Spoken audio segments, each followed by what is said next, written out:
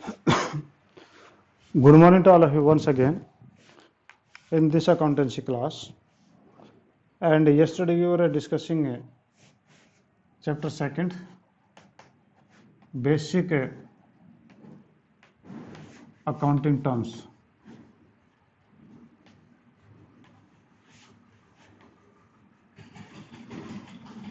हम ये chapter discuss कर रहे थे और हमने यहाँ पर जो है आपका 13 ने आपके में डिस्कस कर लिया था। उसमें आपका इनकम, हमने प्रॉफिट, ठीक है, और गेन, ये चीज़ हमने डिस्कस कर ली थी। इनकम का मतलब क्या हुआ था? इनकम का मतलब हुआ था कि आपका रेवेन्यू माइनस में कॉस्ट, ठीक है। एक बार फिर बता दूं, इनकम जो आपके किसके बराबर थी? इनकम जो थी रेवेन्यू माइनस कॉस्ट। और रेवेन्यू का मतलब क्या था कि बिजनेस में किसी भी प्रकार का जो गुड्स से रिलेटेड जो भी पैसा हमारे पास में आता है वो रेवेन्यू कहलाता था, ठीक है। मान लो कि हम जो है कपड़े का बिजनेस करते हैं, अब कपड़ा हमने बेचा, उससे जो पैसा मिला वो रेवेन्यू कहलाया। और माइनस में कॉस्ट में जो कपड़ा हम लेके आए थे वो कॉस्ट है। तो आपका मान लो कि रेवेन्यू तो आपका था 10 लाख, इन 10 लाख रुपए का आपने कपड़ा बेचा, कॉस्ट आपकी थी ये आपकी कैसी थी 8 लाख। तो आपका जो इनकम हुई थी वो आपकी 2 लाख हुई थी। हम यहाँ पर इनकम जो है आपके मम्मी या पापा की सैलरी से बात नहीं कर रहे, हम यहाँ पर इनकम जो बात कर रहे हैं वो हम केवल बिजनेस की बात कर रहे हैं। आप अपने कभी भी जब भी अकाउंट्स में आए अपनी पर्सनल बातों को मत लेके आना। कभी भी आप अपने घर की इनकम, अपने घर की प्रॉपर्टी, अपने घर की कोठी गाड़ी की बात नहीं करेंगे। हम बात करते हैं केवल बिजनेस की, कि बिजनेस में इनकम का रेवेन्यू, जो भी पैसा उसके माल बेचने से उसको मिला वो रेवेन्यू, और जो माल खरीदा उसकी जो कॉस्ट आई वो कॉस्ट है। बस हम इसी मतलब है वो इनकम हो गया। आप इनकम का मतलब दूसरा ना निकालें। इनकम के बाद में था जी प्रॉफिट, ठीक है। इनकम के बाद में आपका था प्रॉफिट। तो प्रॉफिट आपका क्या था? प्रॉफिट था टोटल रेवेन्यू, इसमें रेवेन्यू बोल दीजिए, टोटल रेवेन्यू आ गया। टोटल रेवेन्यू माइनस इसके आगे टोटल लगा दो, टोटल कॉस्ट। अब आप ये कहेंगे जी इसमें क्या फ़र्क हुआ? बस टोटल रेवेन्यू कहाँ लिया कि हमारा कपड़े का बिजनेस है, कपड़े के बिजनेस के अलावा हमारे और भी इनकम के सोर्स हो सकते हैं बिजनेस में। उस कपड़े के बिजनेस से हमने जो कुछ पैसा कहीं प्लाट में लगा दिया होगा, कहीं किसी को उधार भी दे दिया होगा, तो वहाँ से पैसा मिलेगा, वो टोटल रेवेन्यू है। और टोटल कॉस्ट कि कपड़े का खरीदने के अलावा हम लोगों ने दुकान का किराया, उसके नौकर का खर्चा या और भी खर्चे हैं जो उन्हें पे किए होंगे, वो टोटल कॉस्ट होगी। तो आपका मान लो कि टोटल कॉस्ट आपकी बनी जी 12 लाख, ठीक है। टोटल कॉस्ट आपकी 12 लाख टोटल रेवेन्यू, और टोटल कॉस्ट आपकी मान लो 10 लाख है, ठीक है। तो आपका यहाँ पर जो प्रॉफिट हुआ वो आपका 2 लाख ही हुआ, ठीक है। एग्जाम्पल मैंने दूसरा लिया तो 2 लाख ही हुआ। अब उसके बाद कह रहा कि गेन का मतलब क्या था? तो पहला इनकम हो गया, दूसरा प्रॉफिट, और तीसरा आपका गेन। गेन का मतलब होता है कि आपने कोई एसेट खरीदी, ठीक है, और वो एसेट आपने खरीदी थी, मान लो कि अपनी बिल्डिंग थी, आपने कोई बिल्डिंग खरीदी थी 12 लाख की, ठीक है। बिल्डिंग आपने 12 लाख की खरीदी, और वो बिल्डिंग आपने खरीदने के बाद में वो बेच दी मान लो आपने 15 लाख की।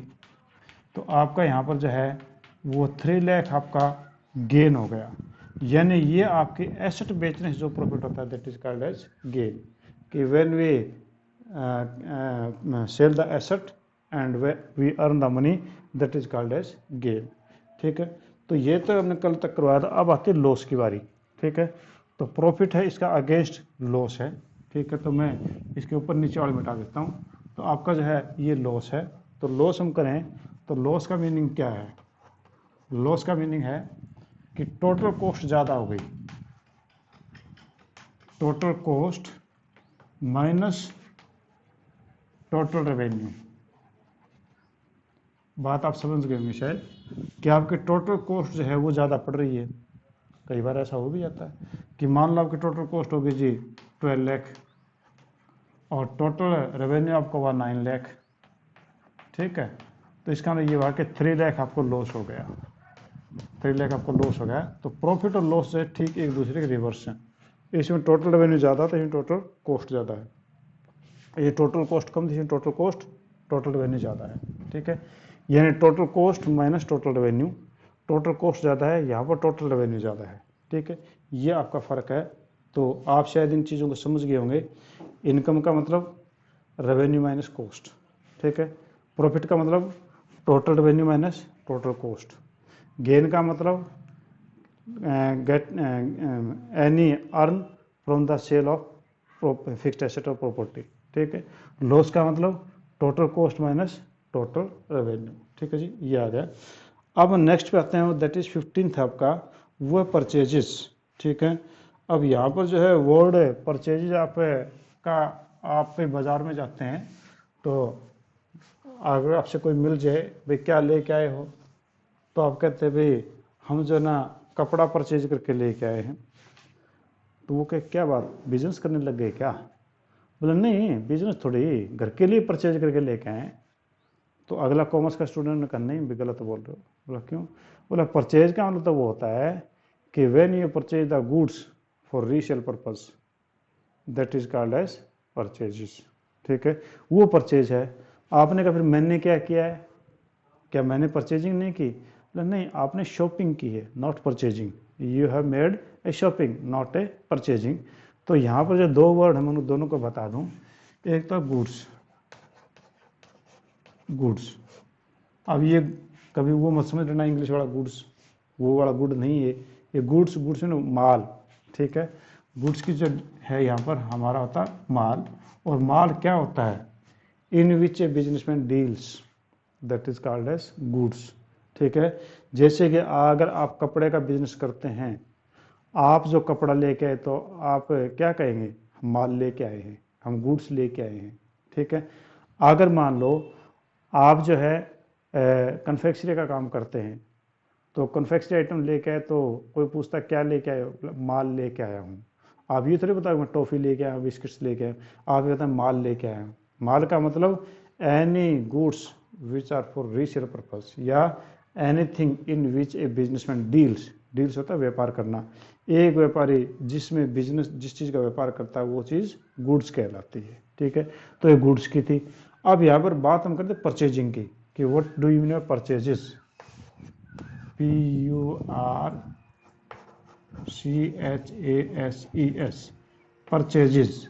परचेज का मतलब होता है करे। परचेज का मतलब हिंदी में होता है करे। What is the meaning of purchases? तो there are two meaning of purchases. First from the point of view of a manufacturing unit. आपकी एक मैन्युफैक्चरिंग यूनिट है, माल बनाती है और फिर उसको बेचती है। ठीक है, एक तो उसके पॉइंट ऑफ व्यू से क्या है, एक है कि कोई बना हुआ माल पीछे लेके आता आगे बेच देता है, जैसे कि आपके दुकानदार हैं। ठीक है, तो इसमें जो है आपका क्या हुआ कि the term purchase used only for the purchase of goods in which business deals, कि जो परचेज वर्ड जो है वो उन गुड्स के लिए ही यूज होगा जो बिजनेस में जिस चीज़ का बिजनेस करते हैं। इन case of manufacturing concern, goods mean acquiring raw material. यहाँ पर अगर मैन्युफैक्चरिंग है तो एक्वायरिंग रॉ मटेरियल, जो हम कच्चा माल लेते हैं, for the purpose of conversion into the finished goods and then sell. यानी कि मान लो कि हम जो है हम बनाते हैं मान लो कपड़ा। ठीक है, तो हमने यहाँ पर जो कॉटन खरीदा, हमने जो यहाँ पर कॉटन खरीदा, कॉटन जो है ये हमारा परचेज कहलाएगी। एक कॉटन जो है ये रॉ मटेरियल, इसको हमने कन्वर्ट कर दिया क्लॉथ में, इसको हमने कन्वर्ट कर दिया क्लॉथ में, तो क्लॉथ हमारा फिनिश गुड्स है। ठीक है, तो क्लॉथ हमारा फिनिश गुड्स हो गया। तो ये कॉटन हमारे लिए रॉ मटेरियल है, ये हमारे लिए परचेज है, और ये फिनिश गुड्स हमारे लिए ये फाइनल गुड्स आपकी कहलाएगी। तो यहाँ पर आपका परचेज कॉटन होगा। तो यानी रॉ मटेरियल जो हमारा परचेज कहलाएगा। और अगर ट्रेडिंग यूनिट है, ये तो मैन्युफैक्चरिंग यूनिट थी। ट्रेडिंग होता है पीछे से दिया आगे बेच दिया, तो उसमें जो प्रोडक्ट होता है, जो गुड्स होती है, जिसको रीसेल के पर्पज से खरीदता है, यानी any product which is purchase for the resale purpose to earn the profit, that is called as purchases. ऐसा कोई प्रोडक्ट जिसको हम प्रॉफिट कमाने के उद्देश्य से हम रीसेल करते हैं, वो आपका परचेजेज कहलाता है। ठीक है जी, तो ये आपकी परचेज की डेफिनेशन होगी। अगर मैं यूँ कहूँ कि मान लो कि एक कपड़े का बिजनेसमैन है, ठीक है, वो कपड़ा पीछे से लेके आता है और आगे बेच देता है, ठीक है, तो उसके लिए जो आपका क्लॉथ है, क्लॉथ जो है वो उसके लिए क्या होगा, उसके लिए गुड्स होगी, ठीक है। और अगर उसने दुकान कर रखी है, वहाँ पर उसने जो है फर्नीचर खरीदा, अगर उसने वहाँ पर फर्नीचर खरीदा ताकि कस्टमर आकर के बैठें और जो ना वो लंबे समय तक उस दुकान में पड़ा रहेगा, तो यहाँ पर फर्नीचर जो है it is not an goods, ये गुड्स नहीं है, क्योंकि गुड्स तो वो होते हैं जो रीसेल पर्पज़ के लिए, फर्नीचर बेचने के लिए नहीं लेके आया, वो ग्राहकों को बैठाने के लिए लेके आया है। तो कपड़ा जो है वो बेचने के लिए लेके आया, तो कपड़ा का तो हमने मान लिया, पर ये आपका एसेट हो गई, it is an asset, it is not an goods, it is not an purchase, ठीक है। तो ये आपकी थी परचेज की definition. Next is purchase return, ठीक इसका उल्टा है। अच्छा, एक बात और ध्यान रखिए, आपका परचेज जो भी होगा वो हमेशा डेबिट होगा, परचेज हमेशा डेबिट होगा। अब आप ये कहेंगे सर ये कौन सी कहानी बता दी आपने। अब ये है कि जैसे मैंने आपको जो है ना 3 रूल बताए थे, गोल्डन रूल्स, आपका debit what comes in, credit what goes out, debit all the expense, credit all the incomes and gains. तो ये एक शॉर्टकट है कि आप जब भी परचेज वर्ड है इसको डेबिट करना है, ठीक है, मतलब जनरल एंट्री करोगे तो परचेज को हमेशा डेबिट करेंगे। अब अगला purchase return, purchases returns, purchase return, purchase return होता है क्रय वापसी, क्रय वापसी, क्रय वापसी होता है कि when we purchase the goods and due to some defects और due to any of the other reason we return the goods to the seller, हमने जिससे हमारा खरीदा उसको वापस कर दिया, तो it will called as purchase return. आपकी परचेज किसी कारण से हो सकती है, माल वैसा नहीं आया जैसे आपने मांगा था, आपके रेट्स ज़्यादा चार्ज हो गए, माल डिफेक्टिव आ गया, माल टूट गया, ठीक है, तो माल लेट पहुंचा, आपके किसी काम का नहीं है, तो ये आपका क्या रहता है, परचेज रिटर्न। तो ये आपका पहला परचेजेस, ये डेबिट होगा, परचेज रिटर्न हमेशा क्रेडिट होता है, ठीक है, परचेज रिटर्न हमेशा क्रेडिट होगा, ये डेबिट होगा, ये क्रेडिट होगा, ये बात आपने ध्यान में रखनी, यानी इसका ठीक उल्टा होता है, ठीक है। तो ये हो गया परचेज रिटर्न। नेक्स्ट है सेल्स, ठीक है जी। सेल्स हम किसे कहेंगे, तो कहते हैं कि sales mean transfer of ownership of goods and services to the customer at a for a price, ठीक है, यानी ट्रांसफर ऑफ गुड्स और सर्विसेज। आपने मान लो कि अगर मैं आपसे पूछूं कि आपके पापा ने कोई प्लॉट लिया, अगले को पैसे दे दिए, आपके पापा फिर क्या कहते हैं, भैया नाम करवा दे मेरे, वो बोला क्या हो गया, प्लॉट आपने ले लिया और मैंने पैसे ले लिए, नाम करवाना क्या है, बोले no no no no, transfer of ownership नहीं हुई है, ये मालिक तो मैं तब बनूंगा ना जब ये मेरा नाम होगा, ठीक है। इसका मतलब क्या हुआ कि सेल्स का मतलब ये होता है, जो सेल्स की डेफिनेशन होगी वो डेफिनेशन है मैंने आपको बताई, वो क्या होगी, sales mean transfer of ownership of goods, transfer of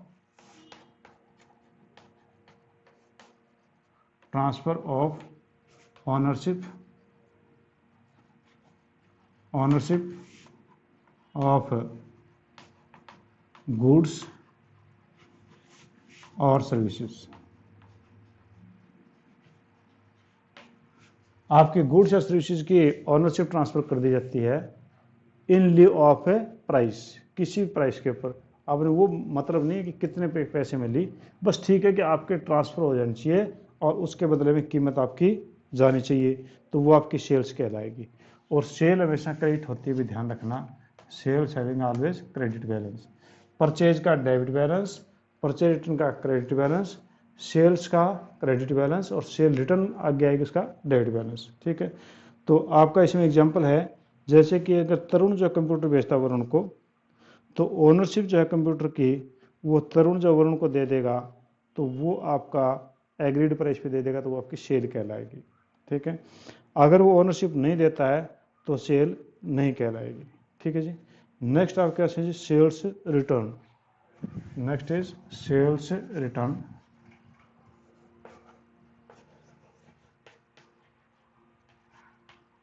sales return, sales होता है विक्रय वापसी। विक्रय वापसी का ये हुआ कि we sold the goods to any person and due to the some of the reason the person who purchase the goods from we people he returns the goods to us. वो गुड्स हमें वापस लौटा देता है। तो goods वापस लौटा देता है तो ये चीज़ आपकी कहलाएगी सेल्स रिटर्न। ठीक है, क्योंकि हमने जो माल उसको बेचा था वो माल उसने हमारे को वापस कर दिया, तो ये सेल्स रिटर्न कहलाती है। ठीक है, तो आपका सेल का क्रेडिट बैलेंस था, सेल रिटर्न का हमेशा डेबिट बैलेंस होगा।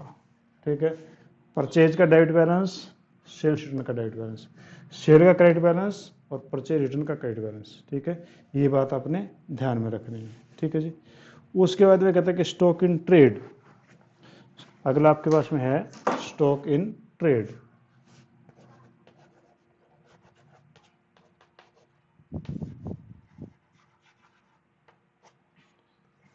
स्टॉक इन ट्रेड, आपका जो स्टॉक जो है ट्रेड में, उसका क्या मतलब है? The stock includes the value of those goods which are purchase for resale.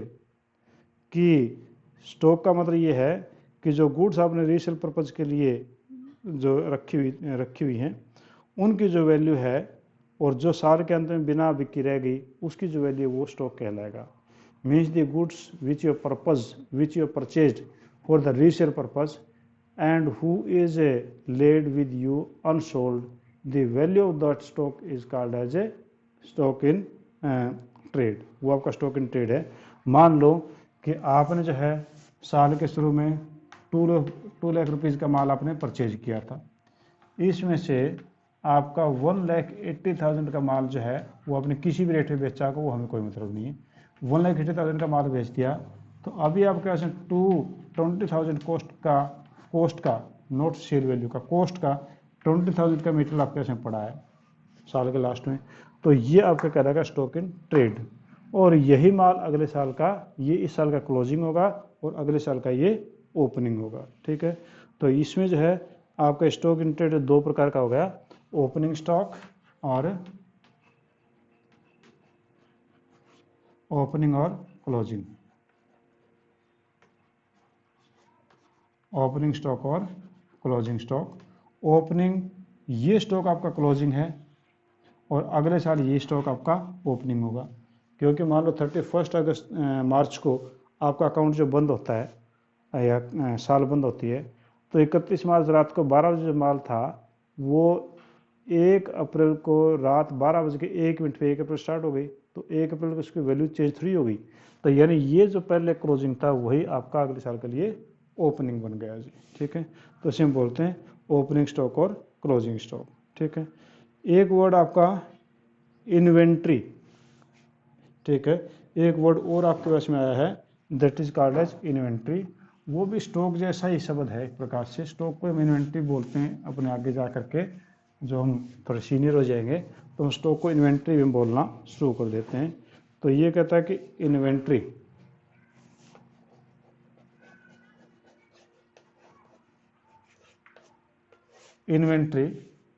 का भी माल ही होता है।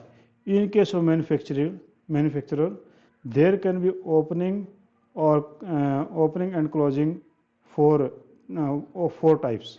आपका जो भी मैन्युफैक्चरर है उसके माल यहाँ पे पड़ा रहता है तो वो कहलाता है इन्वेंट्री। ठीक है, आपका जैसे कि ट्रेडिंग हमने किया था तो ओपनिंग स्टॉक जो लास्ट में साल के लास्ट में रह गया था वो उसका नाम हमने दिया था स्टॉक। वो ओपनिंग और क्लोजिंग 2 हो सकता था।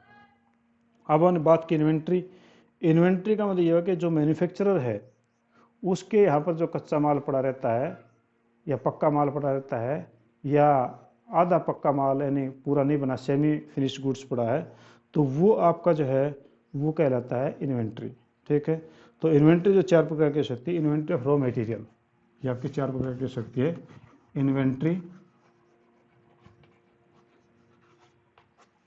Inventory of raw material, raw material का stock.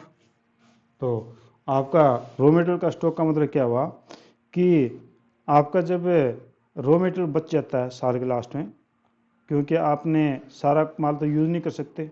For example cotton in case of cloth mill, आपके क्लॉथ मिल के अंदर कॉटन बच गई अभी, ठीक है, यानी 31 मार्च को कॉटन हमारे पास में बची हुई है, तो ये आपकी कहलाएगी जी इन्वेंट्री ऑफ रॉ मटेरियल, ठीक है। Inventory of work in progress, inventory of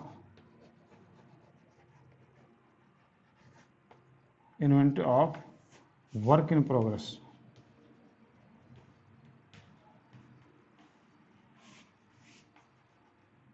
work in progress क्या होता है कि वर्क इन प्रोग्रेस होता है कि फॉर एग्जांपल मैं आपको ये कहूँ कि अगर आप किसी शुगर मिल में जाके देखें, ठीक है, तो शुगर मिल में आप देखेंगे तो आप ये पाएंगे कि आज जो गन्ना डाला गया है, जो आज जो गन्ना स्टार्टिंग में जहाँ से स्टार्ट किया था वहाँ पर जो गन्ना डाला है, तो उस गन्ने की क्रशिंग होती है, यानी जैसे कि आप गन्ने का जूस पीते तो वहाँ क्रशिंग होती है, तो ऐसी गन्ने की क्रशिंग होती है, और गन्ने का जूस निकलता है वो फिर आगे डिफरेंट प्रोसेस में चल जाता रहता है। जैसे मैंने प्रोसेसिंग इंडस्ट्री बताई थी आपको, वो कहीं पर जो है जा कर के शीरे के रूप में हो जाएगा, कहीं पर जाके वो एक पत्थर टाइप बन जाएगा, कहीं पर जाके उसको दोबारा से भिगो के फिर उसको चीनी बनाई जाएगी।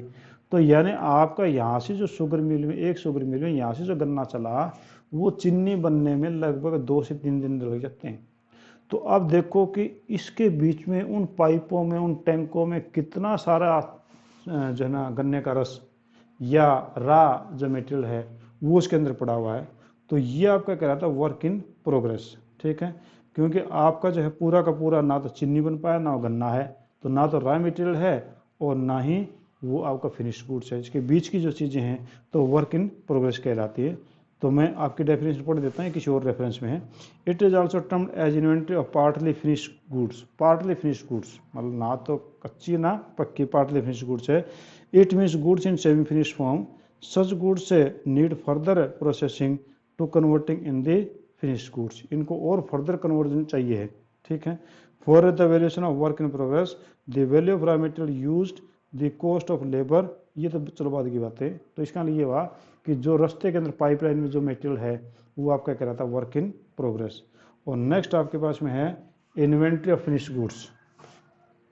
Inventory of finish goods, inventory of finish goods.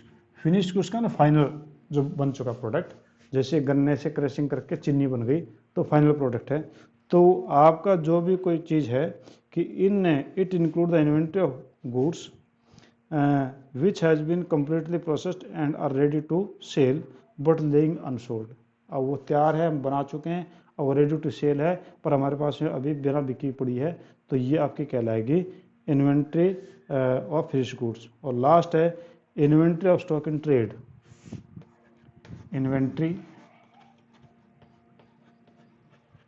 Inventory of stock in trade,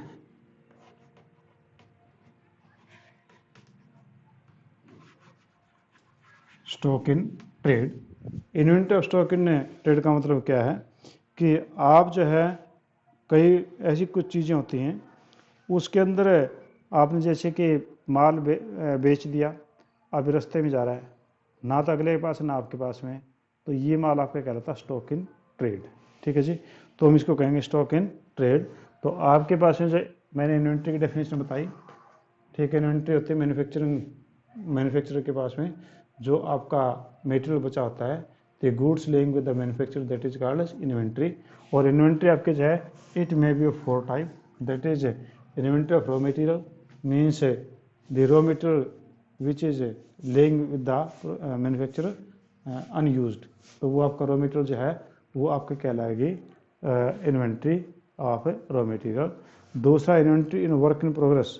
work in progress का मतलब ये हुआ कि जो वर्क इन प्रोग्रेस में है, जो पाइपलाइन में जो मटेरियल है वो वर्क इन प्रोग्रेस कहलाता है। इन्वेंट्री ऑफ फिनिश गुड्स यानी आपके जो फिनिश गुड्स हैं उसकी इन्वेंट्री यानी जो आपका माल रेडी टू सेल है वो आपका कहलाती है इन्वेंट्री ऑफ फिनिश गुड्स। और inventory of stock in trade यानी जो आपका ट्रेड के अंदर अभी चल रहा है वो आपका स्टॉक इन ट्रेड है, यानी ना तो आपके पास है माल ना अगले के पास में। ठीक है जी। हाँ जी, anybody has any problem please you can ask, आप मेरे से पूछ सकते हैं। और नहीं तो आज हम इतना ही करेंगे, कल हम इससे आगे के विकैप्स करेंगे। और फिर भी कोई दिक्कत है तो आप मेरे से पूछ सकते हैं, आप व्हाट्सएप पे मैसेज डाल सकते हैं, और मैं व्हाट्सएप के ऊपर जो है अगले दिन क्लास में उन चीज़ों का जवाब दे दूँगा। ठीक है जी। और फीस वीस का आप ध्यान रखना, फीस अपनी पे कर देना। तो एडमिशन कोई बच्चा रहता है तो ज़रूर करवा ले।